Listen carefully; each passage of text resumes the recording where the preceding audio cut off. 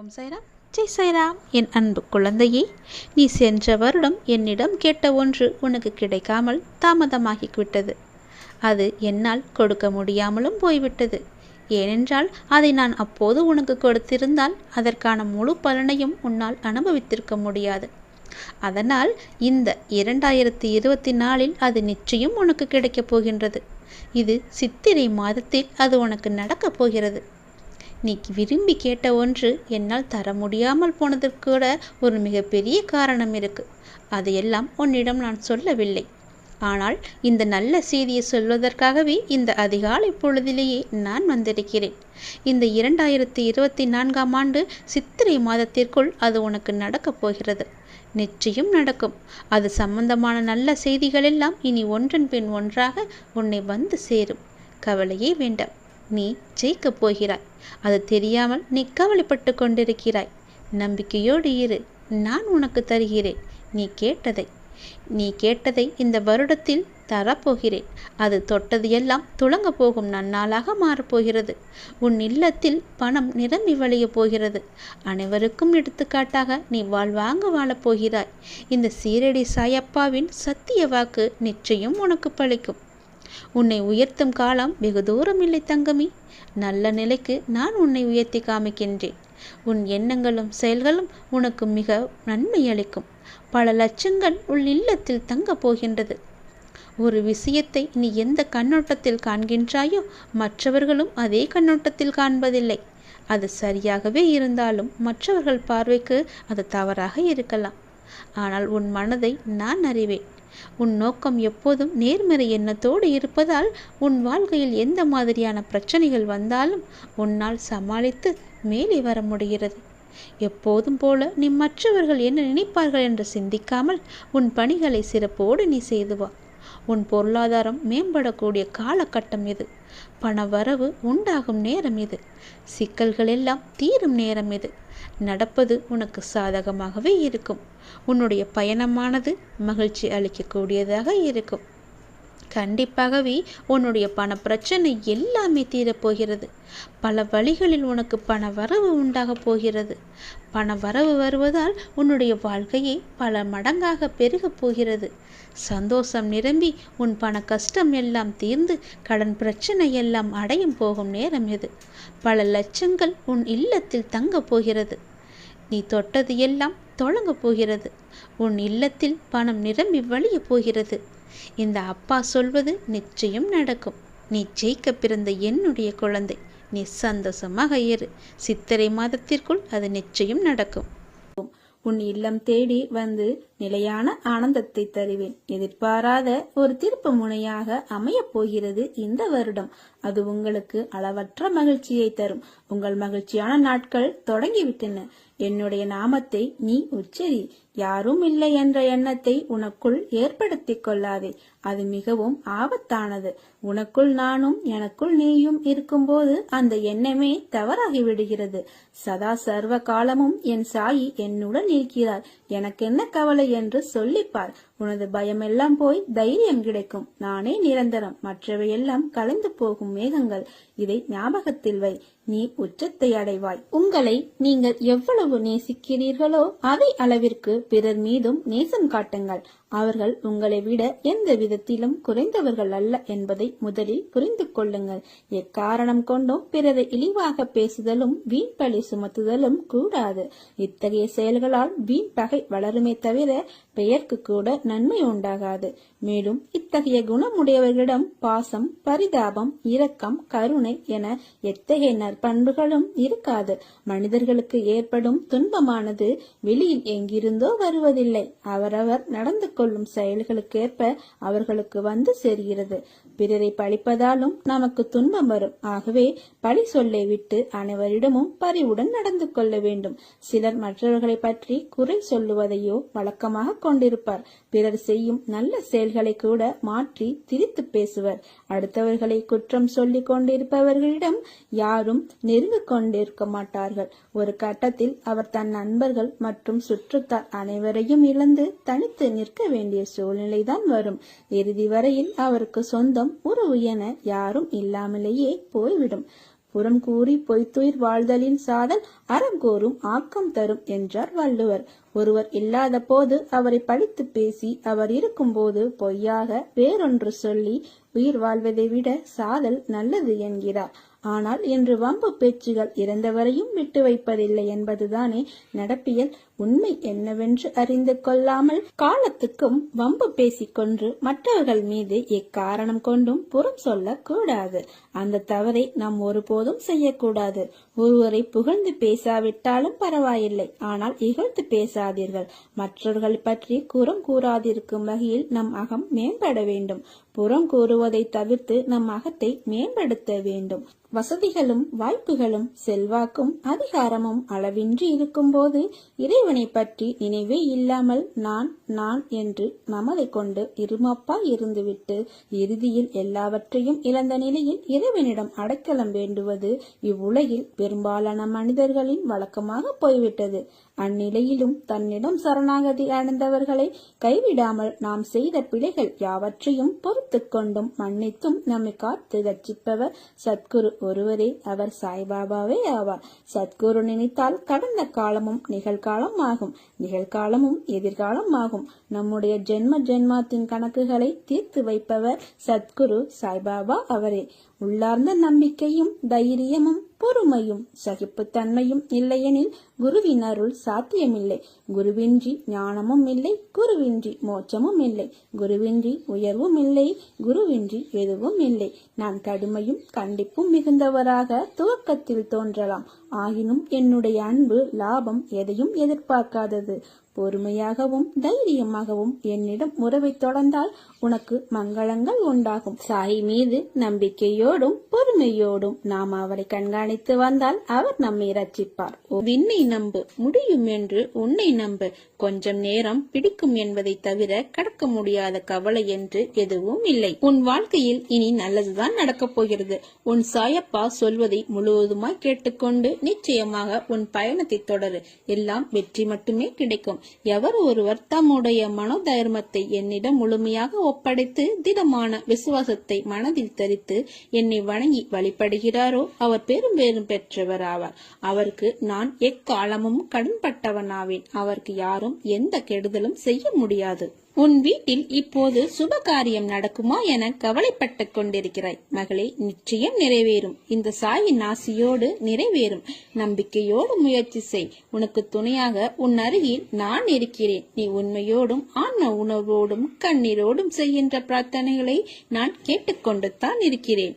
உன் எதிர்கால வாழ்க்கை நீ எதிர்பார்த்தது போல் உன்னை வந்து சேரும். இனிமேல் உனக்கு வெற்றிதான். பதற்றப்படாதே. நீ எனது கண்காணிப்பில் இருக்கும் போது எந்த தவறும் நடக்க விட மாட்டேன். என்னை நீ நம்பு. எனது ஆசீர்வாதம் என்றும் உனக்கு உண்டு. நான் இருக்கிறேன், கலங்காதே. சாயின் ஆசீர்வாதங்கள் எவ்வளவு அசாத்தியமானது என்பதை நீங்களே சிந்தித்து பாருங்கள். உங்கள் விருப்பம் நிறைவேறும். ஆனால் நீங்கள் சந்தேகப்படுகிறீர்கள் என்பது உண்மையல்லவா?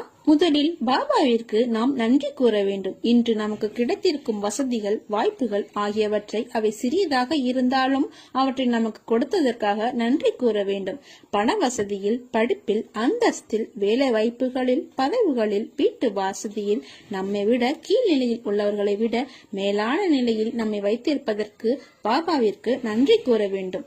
எத்தனையோ குருமார்கள் இருந்த போதிலும் அவரிடம் நாம் நம்பிக்கை வைத்து அவரை வழிபட வைத்ததற்காக அவருக்கு நாம் நன்றி கூற வேண்டும். உன் வாழ்க்கை புதுப்பிக்கப்படும் நேரம் வந்துவிட்டது. இன்று முதல் உன்னுடன் நான் வந்துவிட்டேன். உன் கடமையை செய். நான் இருக்கிறேன். உன்னோடு நான் இருப்பேன். ஆனந்தமாய் நீ இருப்பாய். பொறுமையோடும் நம்பிக்கையோடும் இரு. விரைவில் நல்ல மாற்றங்கள் நிறைந்த மகிழ்ச்சியான வாழ்க்கையை அமைத்து தருகின்றேன். நீ விரும்பிய வாழ்க்கை வாழப்போகிறாய். உன்னோடு நான் இருப்பதை உணர்ந்து கொள்ளும் நேரம் வந்துவிட்டது. உன் கண்ணீரை துடைக்கத்தான் நான் உன் வாழ்வில் நுழைந்தேன். நீ என்னிடமே வந்து அழுகிறாய். நீ கேட்கவே வேண்டாம். உன் விரைவைகள் நான் அறிவேன். அதற்கான கால நேரத்தில் தான் நான் உனக்கு தர முடியும். சற்று பொறுமையுடன் காத்திரு. நீ எந்த வேண்டுதலையும் என்னிடம் வைக்க தேவையிருக்காது. உன்னை காப்பது என்னுடைய பொறுப்பு. உனக்கென்று உரிய ஒன்று உன்னை தேடி தானாகவே வரும். ஒரு நன்மையும் நடக்காத என்று ஏங்குகிற உன் வாழ்வில் நான் அற்புதம் செய்ய போகிறேன். மனதில் உள்ள குழப்பங்களை எண்ணி கவலை வேண்டாம். எல்லாம் சரியாகிவிடும். இனி உன் வாழ்க்கை சந்தோஷமாகும். என் மீது நம்பிக்கையுடன் இருப்பவர்களை நான் என்றும் கைவிட மாட்டேன். நிராகரிப்புகளைக் கண்டு மனம் தளராதே. உன்னை யாராவது தூக்கி எறிகிறார்கள் என்றால் இறைவன் உன்னை மேலே தூக்கி விடுகிறான் என்று அர்த்தம். கூடிய விரைவில் மகிழ்ச்சி தரும் செய்தி ஒன்று உன்னை தேடி வரும். இது சாயப்பாவின் சத்திய வாக்கு. உன் வேதனைகள் முடியும், சந்தோஷமாக நீ இருப்பாய். இதோ நான் உன் வீட்டிற்கு வருகிறேன், என்னை ஏற்றுக்கொள்வாயா? நிகழ்வது எல்லாமே உம்முடைய நன்மைக்காகவே நிகழ்கிறது என்று நம்பிக்கையோடு ஏற்றுக்கொள். உனக்கு கெடுதல் நேரிட நான் அனுமதிக்க மாட்டேன். நம்பிக்கையோடு நீ உன் கடமையை செய். உனக்கான அந்த நல்ல நாள் நிச்சயமாக உன்னை தேடி வரும். உன் எதிர்பார்ப்புகள் நிறைவேறும். நான் இருக்கிறேன் மகளே, நீ எதுக்கும் கவலைப்படாதே. தைரியமாக போ, எதையும் தாங்கிப்பார், வாழ்ந்து விடலாம். இந்த சாயி உன் பின்னாலும் உனக்கு முன்னாலும் உடன் வருகிறான் என்பதை நினைவில் கொண்டு என் பெயரை உச்சரித்து வா. அனைத்தும் சுபமாக முடியும். சாயப்பா உனக்கு என்றும் துணை இருப்பேன். இந்த உலகம் என்பது எல்லோருக்குமே சமம்தான். யாரும் இங்கே அனாதைகள் அல்ல. யாரும் இங்கே உற்ற உணர்வுகள் இல்லாத தனியாக விடப்பட்ட நபர் அல்ல. எல்லோருக்குமே எல்லாமே இருக்கின்றது. யாரும் எதுவும் இல்லாமல் இங்கே இருக்கவில்லை. அவர்களுக்கு துணையாக நான் இருக்கிறேன். இந்த உலகத்தில் உயர்ந்தவர் தாழ்ந்தவர் என்று யாருமே கிடையாது. யாரும் ஏழையும் அல்ல, யாரும் பணக்காரரும் அல்ல. யாரும் உயர்ந்த ஜாதியும் அல்ல, யாரும் தாழ்ந்த ஜாதியும் அல்ல. யாரும் யாரை விடவும் உயர்ந்தவர் என்றோ தாழ்ந்தவர் என்றோ மதிப்பு மிக்கவர் என்றோ அறிவானவர் என்றோ அழகானவர் என்றோ உங்களையும் நீங்கள் மற்றவர்களையும் நினைக்க வேண்டாம். இந்த பூமியில் ஒவ்வொரு மனிதர்களுமே சிறப்புக்குரியவர்தான். அனைவருமே தத்தம் துறைகளில் சிறப்பானவர்களே. வெட்ட வெளியில் உச்சி வெயிலில் வியர்வை சிந்த நிலத்தில் உழைத்து களைப்பவர்கள் ஆணாக இருக்கட்டும் பெண்ணாக இருக்கட்டும், யாவருக்குமே எல்லோருக்குமே உள்ளதை போல் சுயமரியாதை, கோபம், வலி, மகிழ்ச்சி, பசி, உறக்கம், இழிச்சொல்லின் வலி, புறக்கணிப்பின் வலி போன்ற தனிமனித உணர்ச்சிகள் அத்தனையும் அனைவருக்குமே உண்டு. அவர்களும் மனிதர்கள்தான். உண்மையில் உயர்ந்தவர் தாழ்ந்தவர் என்று யாருமே இல்லை. சில வாய்ப்புகள் தான் யார் இந்த பொழுதில் அவசியமானவர் என்பதை நமக்கு புரிய வைக்கிறது. அந்த புரிதலை உணர்ந்து கொள்பவர்கள் மனித நேயத்துடனே நடந்து கொள்வர். மனித நேயம் கொண்டவர்களாலேயே மக்களை திருப்திப்படுத்தும் சேவையை வழங்க முடியும். அவர்களே மரணித்தாலும் மனிதர்கள் மனங்களில் இடம் பிடித்து எப்போதும் அழியா புகழுடன் இருப்பார்கள். மனிதர்கள் யாராயினும் அவர்கள் அனைவருமே சமம்தான். உயர்ந்தவர் என்றோ தாழ்ந்தவர் என்றோ படித்தவர் என்றோ படிக்காதவர் என்றோ ஏழை என்றோ பணக்காரன் என்றோ கருப்பு என்றோ சிவப்பு என்றோ உயர்ந்த ஜாதி என்றோ தாழ்ந்த ஜாதி என்றோ எந்த இருமே கிடையாது. அப்படிப்பட்ட நிலை நிச்சயமாகவே மாற வேண்டும். சமத்துவம் என்ற நிலை நிலவ வேண்டும் என்றால் மக்கள் மனதில் மாற்றம் ஏற்பட வேண்டும். ஏற்பட்டே ஆக வேண்டும். எனக்கு எல்லோருமே சமம்தான். நான் யாரையும் ஏற்று இரக்கத்தோடு நான் பார்ப்பதே இல்லை. அது நம்மிடமிருந்தே தொடங்குவோம். இனி ஒரு உலகம் புதிதாக அமைப்போம். நிகரான மனிதர்களை மதிப்போம். நாமாக வாழ்வோம். முதலில் மனிதனாக வாழ்வோம். நான் யாரையும் ஏற்றம் இரக்கம் கொண்டு பார்க்காமல் அனைவரையும் சமமாகவே பார்க்கிறேன். எல்லோருமே என்னுடைய குழந்தைகள்தான். நீங்களும் அப்படியே பாருங்கள். ஓம் நமச்சிவாய. எல்லாம் நல்லதே நடக்கும். நீ பொறுமையுடன் இரு. நீ விரும்பிய எதுவும் உன் வாழ்க்கையில் கிடைக்காமல் போயிருக்கலாம். ஆனால் நீ விரும்பியதை விட சிறப்பான ஒன்றை உனக்கு நான் தருவேன். என்மேல் உனக்கு நம்பிக்கை இருக்கிறது அல்லவா? எல்லாம் வல்ல இறைவன் உனக்கு நல்லது செய்வதற்காகத்தான் நான் காத்து கொண்டிருக்கிறேன். உனக்கு தெரியாது நான் உனக்காக என்ன திட்டங்கள் வைத்திருக்கிறேன் என்று. இன்னும் சில நாட்கள் காத்திரு. என்னுடைய திட்டங்களைக் கண்டு நீ மிகவும் சந்தோஷப்படுவாய். என் அப்பா எனக்கு இப்படி செய்து விட்டாரே என்று நீ மிகவும் சந்தோஷமாகவே வாழ்வாய். சுய விசாரணை ஒன்றுதான் தவறில்லாத ஒரே வழி.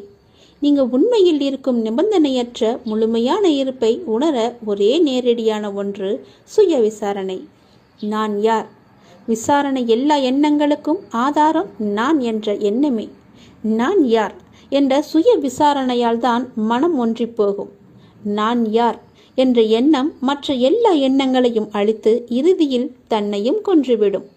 மற்ற எண்ணங்கள் எழுந்தால் அவற்றை முடிக்க முயற்சிக்காமல் இந்த எண்ணம் யாருக்கு எழுந்தது என்று விசாரிக்க வேண்டும்.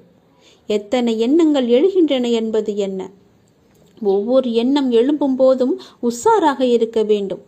இந்த எண்ணம் யாருக்கு வருகிறது என்று கேட்க வேண்டும். எனக்கு என்று பதில் வரும்.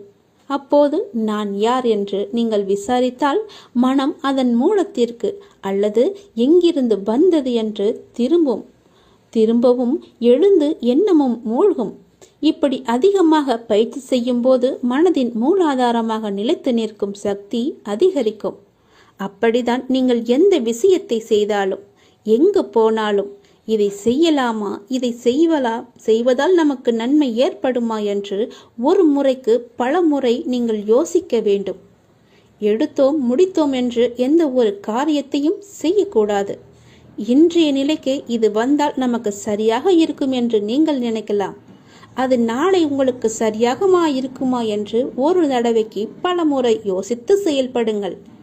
இல்லையென்றால் நீங்கள் பிரச்சனையில் போய் மூழ்கி விடுவீர்கள். எல்லாவற்றையும் தீர்ப்பதற்கு நான் இருக்கிறேன். இருந்தாலும் நீங்கள் கொஞ்சம் கவனமாகவே இருக்க வேண்டும். எல்லாவற்றையும் யோசித்து செயல்பட வேண்டும். எங்கு போனாலும் யோசித்து பாருங்கள், நல்லது நடக்கும்.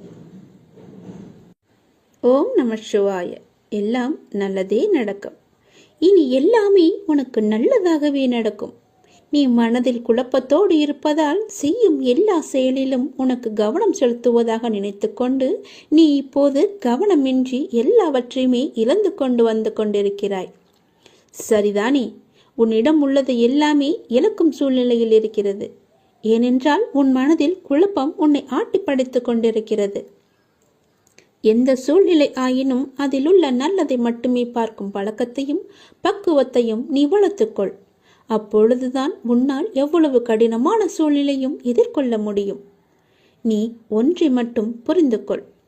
இவ்வுலக வாழ்வில் நடக்கும் நிகழ்வுகள் அனைத்துமே ஏதாவது ஒரு காரணத்திற்காக மட்டுமே நடக்கிறது. அதில் நீ மட்டும் விதிவிலக்கு அல்ல. உன் வாழ்வில் நடக்கும் நிகழ்வுகள் அனைத்தும் உன் இறந்த கால வாழ்விலோ அல்லது முன் ஜென்மத்திலோ நீ விதித்த செயல்களின் விளைச்சல்கள். அதைதான் தற்போது நீ அறுவடை செய்து கொண்டிருக்கிறாய். அதற்காக நீ உன்னை தாழ்த்தி கொள்ளாதே. எல்லாமே உன்னுடைய கர்ம வினைகளின் படிதான் நடந்து கொண்டிருக்கின்றன. இப்பொழுது நீ செய்யும் செயல்களுக்கான பலனை வருங்காலத்தில் நிச்சயமாகவே அனுபவிக்க வேண்டும். அதனால்தான் நான் உனக்கு அடிக்கடி கூறுவது, எல்லோருக்கும் உன்னால் முடிந்த உதவிகளை எந்த ஒரு எதிர்பார்ப்பும் இன்றி செய் என்று. யாரையுமே நீ திட்டாதே. உன் வாயால் சாபமிடாதே. யாருக்கும் உன் மனதால் கெடுதல் நினைக்காதே. நீ எதை செய்கிறாயோ அதுவாகவே உன்னை வந்து சேரும். அதற்காக எனக்கு தீங்கு துரோகம் நிலத்தவர்கள் என்ன செய்ய என்று நீ என்னை பார்த்து கேட்பது எனக்கு புரிகிறது. உன்னுடைய மனம் வருந்தினாலே போதும். உனக்கு பாதிப்பை தந்தவர்களுக்கான தண்டனையை காலம் நிச்சயம் கொடுத்தே தீரும். உன் அப்பா நான் பார்த்து கொண்டு சும்மா இருக்க மாட்டேன். எல்லாமே உடனுக்குடன் நடக்க வேண்டும் என்று மட்டும் நினைக்காதே. தாமதமாயினும் என்றுமே தர்மமே வெல்லும். எனவே எந்த நேரத்திலும் நேர்மையாக சிந்திக்கவும் செயல்படவும் நீ தொடங்கு. அதுதான் உனக்கு உன் லட்சியத்தை அடைய செய்யும். என் வார்த்தைகள் மீது நம்பிக்கை வை. உன் அப்பா செய்வது எல்லாமே உன்னுடைய நன்மைக்காகவே. இந்த சிவனின் வாக்கு என்றுமே பவைக்காது. சிவன் செய்தால் எல்லாம் நல்லதாகவே நடக்கும். உன் அப்பா நான். எல்லாவற்றையும் நானே பார்த்து கொள்கிறேன். வாழ்வில் உனக்கான தேடல் நிச்சயம் கிடைக்கும். அதற்காக உன்னுடனே நான் துணை நிற்பேன். நீ எதற்குமே கலங்காதே. உன் தேடல் எதுவோ அதை நோக்கி நீ பயணப்பட்டு கொண்டே இரு.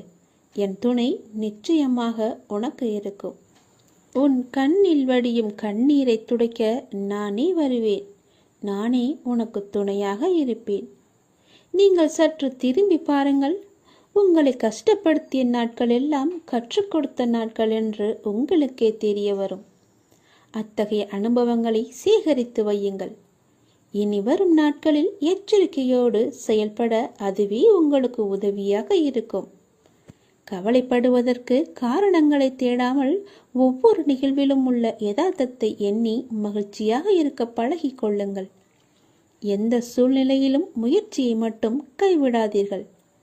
விதியின் பயனில்லை என்றாலும் முயற்சியின் பலன் கட்டாயம் உண்டு. காலில் மிகச்சிறிய முள் குத்தி இருந்தால் கூட எவ்வாறு விரைவாக ஓட முடியாதோ அதே போல உங்கள் மனதில் சிறிய சிறிய பிரச்சனைகள் உங்கள் செயல்பாட்டு திறனை பாதித்தால் நீங்கள் பெரிய வாய்ப்புகளை உரிய தருணத்தில் சரியான முறையில் பயன்படுத்தி வெற்றி காண முடியாது. எனவே சிறு பிரச்சனைகளுக்கு முக்கியத்துவம் தராமல் அப்பிரச்சனைகளுக்கு உடனுக்குடன் தீர்வு கண்டு நமது மனதை மிகவும் அமைதியான முறையில் வைத்துக்கொள்வது நமக்கு விரைவிலேயே வெற்றியை ஈட்டி தரும். வாழ்க்கை முடிவற்ற சாத்தியங்கள் நிறைந்தது. நன்மைகளை அறுவடை செய்ய சரியான நேரத்தில் சரியானதை செய்யுங்கள். கடும் உழைப்பு என்பது ஒரு சந்தோஷம். அதை செய்து கொண்டே இருக்க வேண்டும். வெகு நிச்சயமாய் ஏதோ ஒரு கணத்தில் அந்த கிரீடத்தை தலையில் வைக்கும். அந்த கணம் யாருக்கும் கிரீடம் என்று தெரியாது. ஆனால் உழைப்பவர்களுக்கு கிரீடம் நிச்சயமாகவே உண்டு. ஒருபோதும் உழைப்பவர் தோற்று போக மாட்டார். உழைப்பவருக்கே உழைப்பின் அருமை தெரியும். ஆகவே உழைப்பதை ஒரு வைராக்கியமாக கொண்டு உழைத்து வெற்றி பெற்று நீங்கள் வாழுங்கள். இந்த அப்பாவின் துணை உங்களுக்கு எப்போதுமே இருக்கும். என் அனுக்கிரகத்தால் இந்த பிறவியில் என்னை நீ ஆராதித்து கொண்டிருக்கிறாய். அப்படி என்னை வணங்கும் அவகாசம் உனக்கு கிடைத்ததே ஒரு பெரிய யோகம். நீ இப்பிறவிக்கு சாட்சி. நான் உன் பூர்வ ஜென்மங்கள் அனைத்திற்குமே சாட்சியாக இருப்பேன். நீ எதை பற்றியுமே கவலைப்படாமல் உன்னுடைய இலக்கு எதுவோ அதை நோக்கி நீ பயணப்பட்டு கொண்டே இரு. உன் இலக்கில் எந்த ஒரு கெடுதலும் வராமல் எந்த ஒரு தடையும் வராமல் நான் பார்த்து கொள்கிறேன். என் துணை உனக்கு எப்போதுமே உண்டு.